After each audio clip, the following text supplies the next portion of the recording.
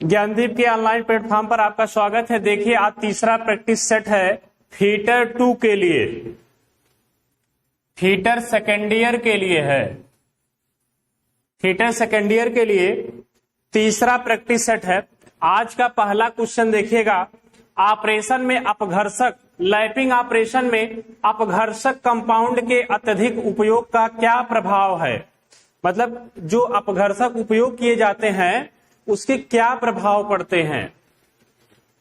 देखिएगा, पहला अशुद्धि का विकास होना, दूसरा चमकीले धब्बे दिखाई देना, तीसरा है घटक मूवमेंट को बाधित करना, चौथा ऑप्शन दिया हुआ है लैपिंग कंपाउंड चिपचिपा होना। तो जो ये बताइए लैपिंग ऑपरेशन होता क्या है। लैपिंग ऑपरेशन देखिएगा, यह एक फिनिशिंग ऑपरेशन है। किसी भी जॉब को बनाने के बाद उस पर फिनिशिंग की आवश्यकता होती है। बहुत ही फिनिशिंग के लिए या फिर जहां पर बहुत ही सूक्ष्मता से डायमेंशन यूज होता है वहां पर जो है लैपिंग की आवश्यकता होती है। लैपिंग में क्या होता क्या है, लैपिंग में देखिएगा इस तरह से यदि कोई जॉब है, इस जॉब को लैपिंग यदि करना है तो जो लैपिंग टूल होता है, जो टूल होता है उसे लैप के नाम से जानते हैं। वह लैप टूल जो है तांबा, कांसा, एल्युमिनियम आदि के नरम धातुओं से बनाया जाता है। यह नरम धातुओं से इसलिए बनाया जाता है जिससे इस पे एब्रेसिव के कण चिपकाए जा सकें। अब एब्रेसिव के कण कौन कौन से धातु के होते हैं, तो एब्रेसिव के कण जैसे सिलिकॉन कार्बाइड, हीरा, सिलिकॉन कार्बाइड,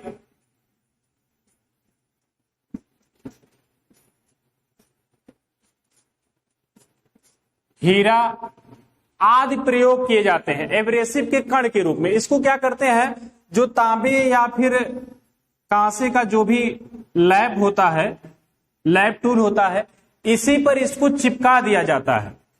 इसी पर इसको चिपका दिया जाता है जिसको चार्ज के नाम से जानते हैं।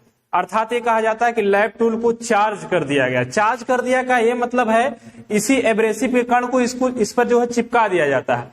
अब जब ये कण किसी जॉब के संपर्क में आता है तो उसकी सतह को काटता है, धीरे धीरे थोड़ा थोड़ा करके काटता है, फिनिश करता है, उसकी सतह को स्मूथ करता है। तो सुपर फिनिशिंग के लिए लैपिंग का उपयोग हम करते हैं। तो अब इसमें कहा गया लैपिंग ऑपरेशन में अपघर्षक, मतलब यही एब्रेसिव के जो कण है, अपघर्षक कंपाउंड के अत्यधिक उपयोग से, जब बहुत ज्यादा उपयोग किया जाएगा तो क्या होगा, अशुद्धि का विकास होगा। बहुत ज्यादा यदि उपयोग किया जाएगा तो ऑप्शन नंबर ए सही हो जाएगा, अशुद्धि का विकास होगा। दूसरा क्वेश्चन देखिएगा,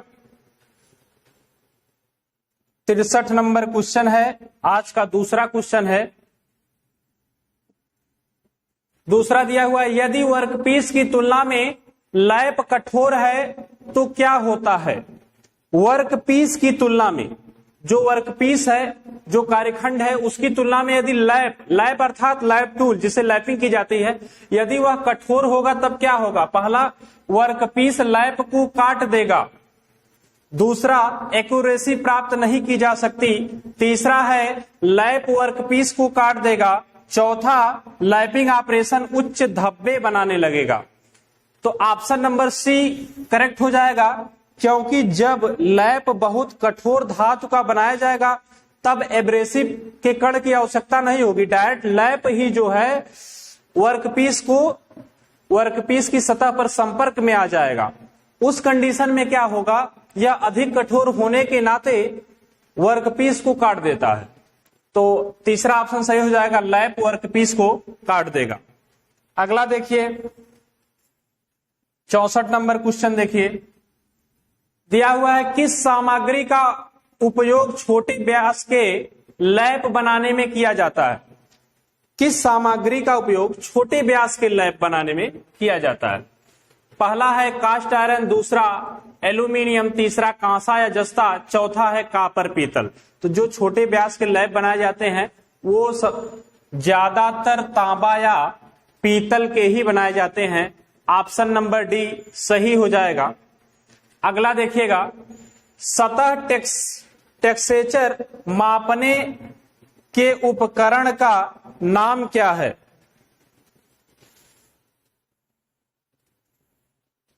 सतह टेक्सचर मतलब होता है बनावट या उसकी सतह को जो मापने का उपकरण है उसका नाम क्या। देखिए फिगर भी दिया हुआ है, कई उपकरण होते हैं, सभी सतह नापते हैं लेकिन मापते हैं, लेकिन जो है क्या होता है कि इसमें दिया हुआ है फिगर दिया हुआ, तो फिगर के हिसाब से बताना है। पहला है डायल टेस्ट इंडिकेटर, दूसरा है इलेक्ट्रिक सरफेस इंडिकेटर, तीसरा है इलेक्ट्रॉनिक सरफेस इंडिकेटर, चौथा है मैकेनिकल सरफेस इंडिकेटर।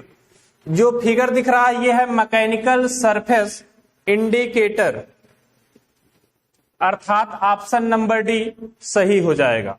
अगला देखिएगा,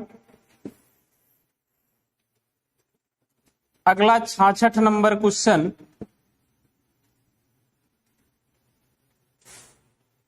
ऑनरिंग नहीं है, ये है होनिंग ऑपरेशन। होनिंग लैपिंग की तरह ही सुपर फिनिशिंग ऑपरेशन है।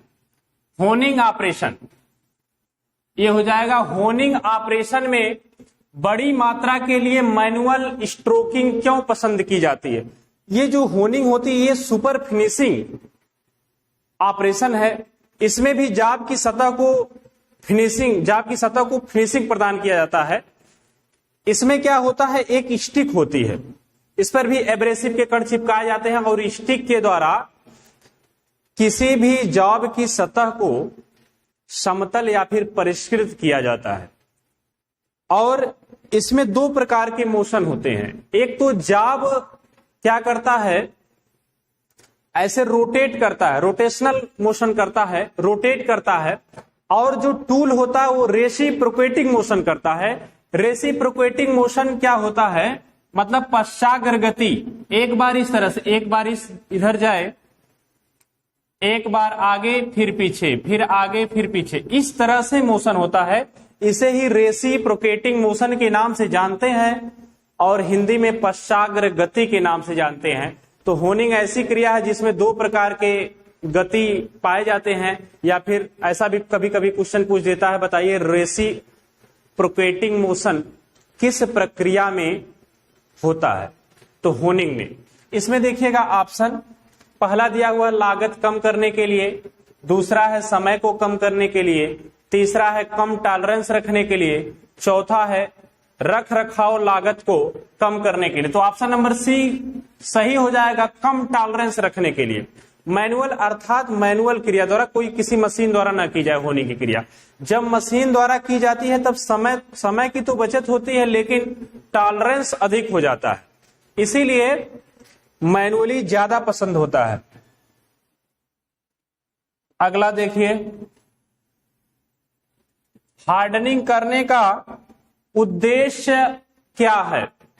हार्डनिंग करने का उद्देश्य क्या है। ऑप्शन नंबर ए दिया हुआ है संरचना को परिष्कृत करना, दूसरा है टफनेस को बढ़ाना, तीसरा है काटने की क्षमता बढ़ाना, चौथा है स्ट्रेस और स्ट्रेन को दूर करना। तो यहां पर टूल हार्डनिंग कर देना चाहिए। टूल हार्डनिंग करने का उद्देश्य क्या है, तो जो टूल हार्डनिंग है इसको करने का उद्देश्य है कि काटने की क्षमता इसमें बढ़ जाए। ठीक, अगला देखिए, अगला क्वेश्चन है उष्मा उपचार। उष्मा उपचार की कौन सी विधि द्वारा किस जाब में मशीनीकरण और डक्टिलिटी का सुधार होता है। डक्टिलिटी और मशीनीकरण का सुधार होगा, वह कौन सी ऐसी विधि होगी, कौन सा ऐसा उष्मा उपचार है। पहला दिया हुआ है एनीलिंग, दूसरा है हार्डनिंग, तीसरा है टेम्परिंग, चौथा है नॉर्मलाइजिंग। तो ऑप्शन नंबर ए सही हो जाएगा, एनीलिंग। एनीलिंग में क्या होता है, इसमें जो है मशीनीकरण मतलब बहुत ही परिष्कृत सतह प्राप्त होती है, परिष्कृत करने लायक सतह प्राप्त होती है। जैसे कोई भी यदि जॉब है, यदि इस पर एनीलिंग की क्रिया कर दी जाए तो यह मशीनीकरण मतलब मशीनिंग कार्य करने के योग्य हो जाता है। इसमें भंगुरता के गुण आदि जो है समाप्त हो जाते हैं। तो ये पहला ऑप्शन सही हो जाएगा, एनीलिंग। अगला देखिएगा,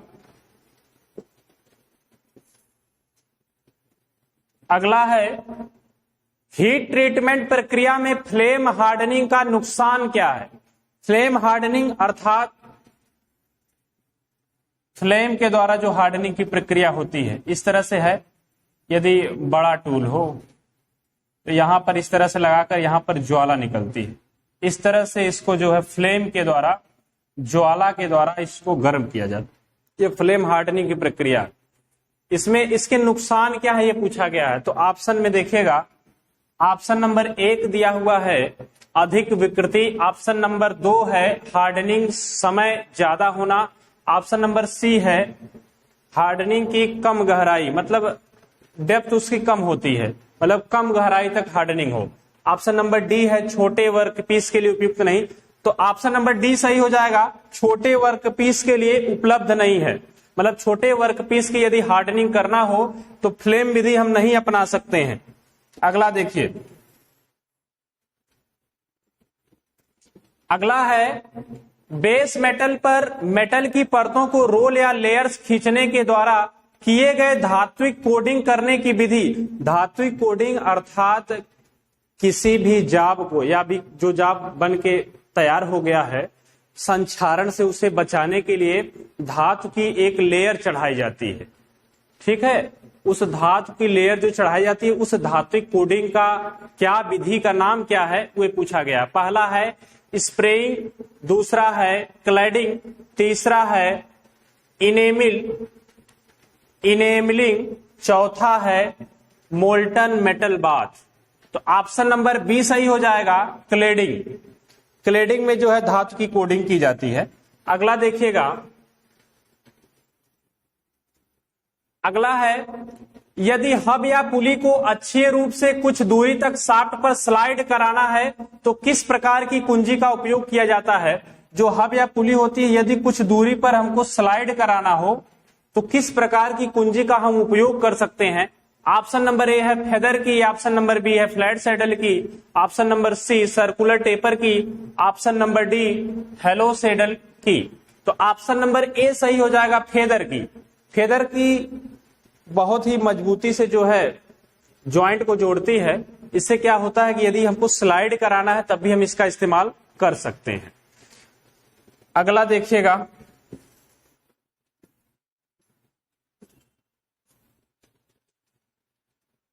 अगला क्वेश्चन, इस फाइल का क्या नाम है। जो फिगर में दिख रही है फाइल, इस फाइल का क्या नाम है। पहला है पिलर फाइल, दूसरा है वार्डिंग फाइल, तीसरा है ड्रेडनॉट फाइल, तीसरा है स्विस पैटर्न फाइल। तो ऑप्शन नंबर बी सही हो जाएगा, वार्डिंग फाइल। वार्डिंग फाइल का उपयोग जो है जहां पर कोनों में, जहां पर अन्य फाइल नहीं पहुंच सकती है वहां पर फाइलिंग करने के लिए इसका उपयोग किया जाता है। वार्डिंग फाइल का उपयोग नोच को फाइलिंग करने के लिए भी किया जाता है। इसके पिछले वीडियो में बताया गया है नोच के बारे में। अगला देखिएगा, 73 नंबर क्वेश्चन है, कौन सा नट बोल्ट के सिरे की चूड़ियों को नुकसान होने से बचाता है। कौन सा नट है जो बोल्ट के सिरे हैं उनकी चूड़ियों को नुकसान होने से बचाता है, अर्थात घिसने से बचाता है। पहला है कैप नट, दूसरा है कैसल नट, तीसरा है स्लॉटेड नट, चौथा है नर्ल नट। तो ऑप्शन नंबर ए सही हो जाएगा, कैप नट। कैप नट में क्या होता है, कैप बना होता है जो कि चूड़ी को बचाता है, खराब होने से चूड़ी को बचाता है। तो ऑप्शन नंबर ए सही हो जाएगा, कैप नट। अगला देखिएगा क्वेश्चन, प्रिसीशन टूल रूम अनुप्रयोग के लिए किस ग्रेड की स्लिप गेज का उपयोग किया जाता है। ऑप्शन नंबर ए है 00 ग्रेड, ऑप्शन नंबर बी है 0 ग्रेड, ऑप्शन नंबर सी है first grade, option number D है सेकंड ग्रेड। तो इसके लिए फर्स्ट ग्रेड की स्लिप गेज का उपयोग किया जाता है। अगला देखिए, 75 नंबर क्वेश्चन है, स्लिप गेज ब्लॉक बनाने के लिए किस मटेरियल का उपयोग किया जाता है। तो जो स्लिप गेज ब्लॉक है उसे बनाने के लिए किस मटेरियल का उपयोग किया जाता है। ऑप्शन नंबर ए दिया हुआ है tool steel, option number B है low grade steel, option number C है उच्च grade steel, option number D है उच्च कार्बन स्टील। तो ऑप्शन नंबर सी सही हो जाएगा, उच्च ग्रेड स्टील। मतलब उच्च ग्रेड के स्टील का उपयोग करके स्लिप गेज के ब्लॉक को बनाया जाता है। अगला देखिएगा,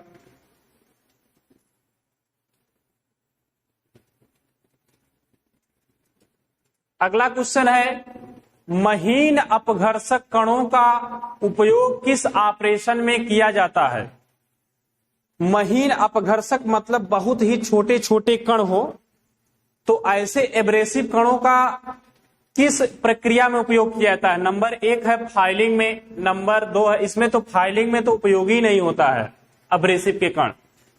ऑप्शन नंबर बी है लैपिंग में, ऑप्शन नंबर सी है स्क्रैपिंग पॉलिशिंग। तो अब जो एब्रेसिव होते हैं, महीन कण होते हैं, वो लैपिंग में उपयोग किए जाते हैं, अभी बताया गया है। बाकी स्क्रैपिंग में भी एब्रेसिव के कण उपयोग में नहीं लाए जाते हैं। फाइलिंग फाइल के द्वारा होता है, स्क्रैपिंग स्क्रैप के द्वारा स्क्रैपिंग की जाती है। पॉलिशिंग में भी जो है एब्रेसिव के कण उपयोग में नहीं लाए जाते। तो ऑप्शन नंबर बी करेक्ट हो जाएगा। उसके बाद देखिएगा अगला क्वेश्चन, अगला है नॉर्मलाइजिंग करने का क्या उद्देश्य है। एक प्रक्रिया है, हीट ट्रीटमेंट की एक प्रक्रिया है नॉर्मलाइजिंग। तो नॉर्मलाइजिंग के उद्देश्य क्या है। ए ऑप्शन है काटने की क्षमता जोड़ना, एड कटिंग एबिलिटी, मतलब कटिंग एबिलिटी उसमें हो जाती है। ऑप्शन नंबर बी है उच्च कठोरता का विकास करना। ऑप्शन नंबर सी है घिसने के प्रतिरोध को बढ़ाना। ऑप्शन नंबर डी है स्ट्रेस और स्ट्रेन को दूर करना। तो ऑप्शन नंबर डी करेक्ट हो जाएगा, स्ट्रेस और स्ट्रेन को दूर करना, विकृति दूर करता है। अगला क्वेश्चन देखिएगा,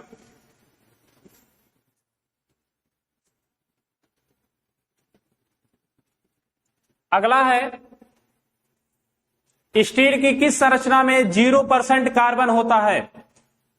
स्टील का कौन सी ऐसी संरचना है जिसमें 0% कार्बन होता है, ये पूछा गया है। पहला ऑप्शन है फेराइट, दूसरा है पियरलाइट, तीसरा है ऑस्टेनाइट, चौथा है सीमेंटाइट। तो ऑप्शन नंबर ए सही हो जाएगा, फेराइट। इसमें 0% कार्बन होता है।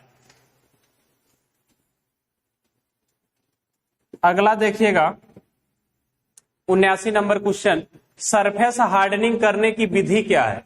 लेकिन जो फिगर में वो मतलब चित्र में सरफेस हार्डनिंग की कौन सी विधि दर्शाई गई है, ये अब ये देखिए, ये जॉब है, ये कोई भी कार्यखंड है अर्थात जॉब है, और ये कापर वायर लगे हुए हैं, ये वायर लपेटे गए हैं इसमें।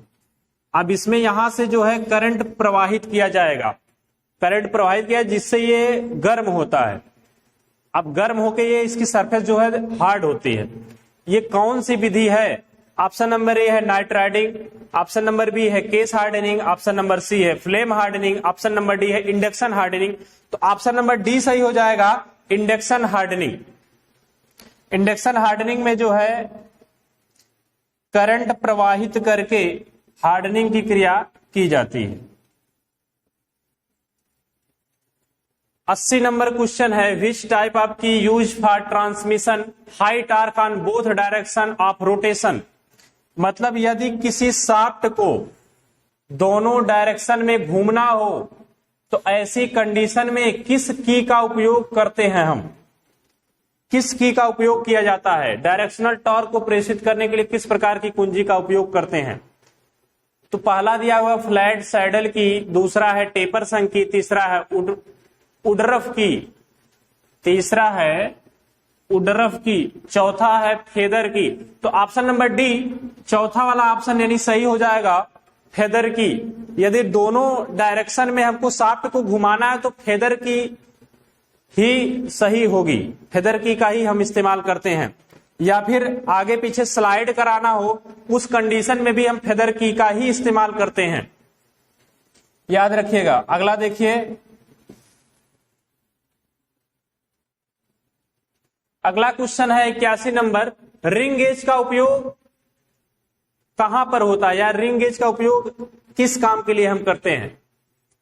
तो पहला दिया हुआ है छेद व्यास की जांच करना, दूसरा है बाहरी व्यास की जांच करना, तीसरा है टेपर शाफ्ट व्यास की जांच करना, चौथा है आंतरिक थ्रेड व्यास की जांच करना, आंतरिक थ्रेड व्यास की जांच करना।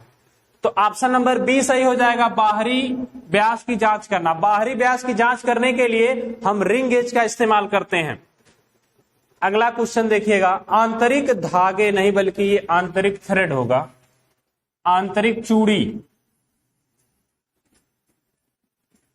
आंतरिक चूड़ी की सटीकता की जांच करने के लिए किस गेज का उपयोग किया जाता है?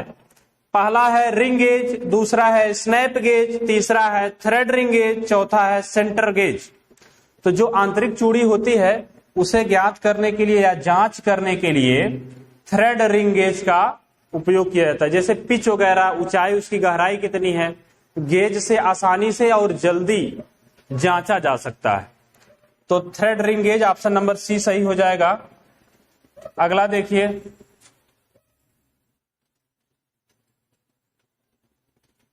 जो फिगर में दिखाया गया है इस गेज का क्या नाम है? इस गेज का नाम पूछा गया है। पहला ऑप्शन दिया हुआ है रिंग गेज, दूसरा है स्नैप गेज, तीसरा है टेपर रिंग गेज, चौथा है इंटरनल थ्रेड गेज। तो थोड़ा सा टेपर होना चाहिए, टेपर है भी थोड़ा सा। अब ये जो होता है ऑप्शन नंबर सी, इस प्रकार का जो गेज होता है ये टेपर रिंग गेज होता है। तो ऑप्शन नंबर सी सही हो जाएगा, टेपर रिंग गेज। अगला क्वेश्चन देखिए,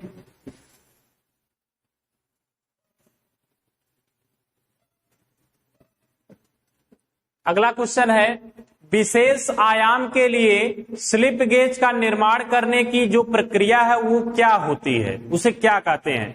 ग्रेड एक्यूरेसी के साथ बनाया गया होता है, दूसरा है ब्लॉक की न्यूनतम संख्या, तीसरा है ब्लॉक की अधिकतम संख्या, चौथा है छोटी स्लिप गेज में रिंगिंग शुरू करें। तो विशेष आयाम के लिए स्लिप गेज का जब निर्माण करते हैं तो सबसे पहले क्या करते हैं? सबसे पहले क्या करते हैं वो पूछा गया, किस तरह से हम उसको जो है आगे बढ़ाते हैं। तो ऑप्शन नंबर डी इसमें सही हो जाएगा, छोटी स्लिप गेज से रिंगिंग शुरू करें, ये ऑप्शन सही होगा। अगला देखिएगा,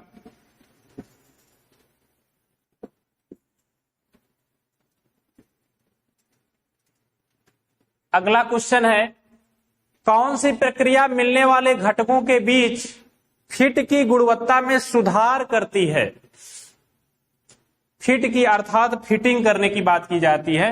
यदि कोई इस तरह से जॉब है और कहीं इस तरह से फिट करना है किसी होल में, जैसे मेल फीमेल जॉइंट बनाया जाता है फिटिंग शॉप में, उसमें यदि फिटिंग करने की बात की जाए तो फिट की गुणवत्ता में सबसे ज्यादा सुधार कौन करेगा? Filing, turning, grinding, lapping. तो ऑप्शन नंबर डी सही हो जाएगा, सबसे ज्यादा सुधार लैपिंग के द्वारा होता है। ऑप्शन नंबर डी राइट हो जाएगा। अगला देखिए, नरम स्टील और अलौह धातुओं के लिए लैपिंग के लिए किस अपघर्षक का उपयोग किया जाता है? नरम स्टील हो या अलौह धातु हो जिसमें लोहे न पाए जाते हो, ऐसे में लैपिंग करने के लिए किस प्रकार के एब्रेसिव अर्थात अपघर्षक का उपयोग किया जाता है? ऑप्शन नंबर ए दिया हुआ है सिलिकॉन कार्बाइड, ऑप्शन नंबर 2 है boron carbide, option number C है aluminium oxide, option number D है फ्यूज्ड एल्यूमिनियम। तो इसमें कौन सा ऑप्शन सही होगा? ऑप्शन नंबर ए हो जाएगा सिलिकॉन कार्बाइड। ठीक है, अगला देखिएगा,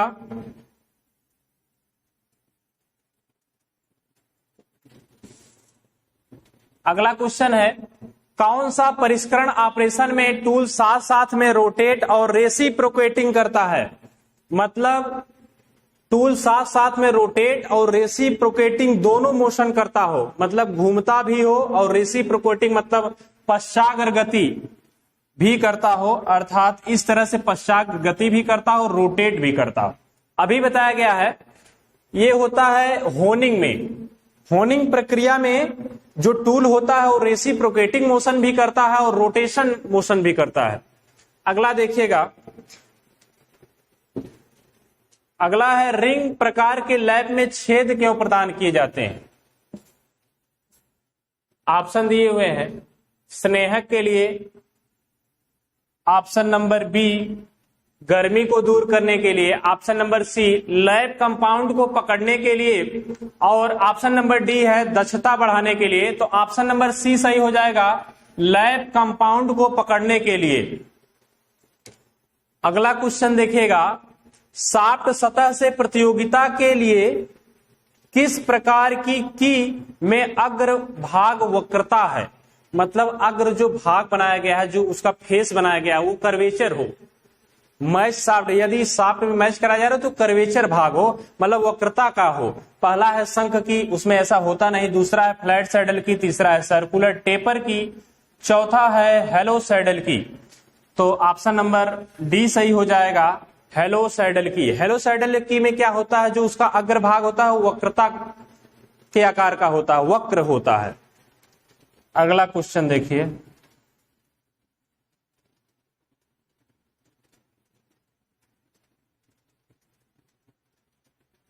नब्बे नंबर क्वेश्चन फिगर में दिखाया गया है, इस की का क्या नाम है। जो की फिगर में दिख रही है, इस की का क्या नाम है ये पूछा गया है।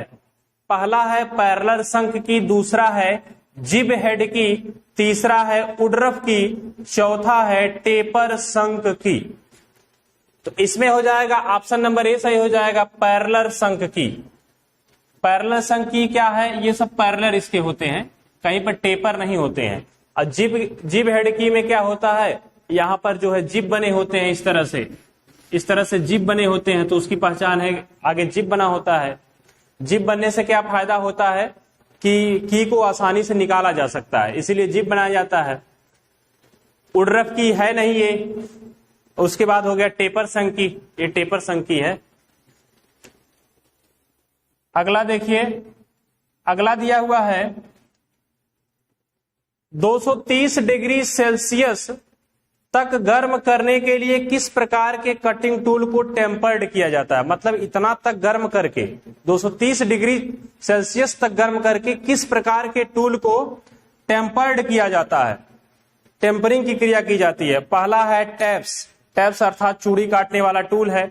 दूसरा ड्रिल है, ड्रिल अर्थात होल करने के लिए जिस टूल का उपयोग करते हैं ड्रिल होता है। तीसरा है turning tool, turning tool lathe operation में काम देते हैं, मतलब लेथ पर इसका उपयोग किया जाता है। टर्निंग अर्थात छिलाई का कार्य करते हैं। ऑप्शन नंबर डी है रीमर, रीमर अर्थात किसी पहले से किए गए होल को परिष्कृत करने या उसे बढ़ाने के लिए जिस टूल का उपयोग किया जाता है वह रीमर होता है। रीमर के द्वारा रीमिंग क्रिया होती है। तो ऑप्शन नंबर सी सही हो जाएगा, टर्निंग टूल। टर्निंग टूल जो है 230 डिग्री सेल्सियस तक गर्म करके इसको टेम्पर्ड किया जाता है।